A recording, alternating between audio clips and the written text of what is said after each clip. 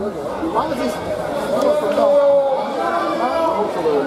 siistiä ottaa väliin sellaisia, mutta se pitää olla yhdessä kohtaaminen on semmoinen, että jos joku enemmän istuu baarissa, niin siitä ei käy niin, että sitten ainakin menee niin yöllä ihan varsinkin täällä, jos se on ollut pidemmän aikaa just tosi tiukalla kuurilla, niin se sotkee kyllä niin tosi pahasti systeemin sekaisin. Pitäisi tietää paremmin, mutta ehkä siinä mennään niillä mitä on. Mut semmoista... Se kuule ketsi. Mä olen tykkänä vielä,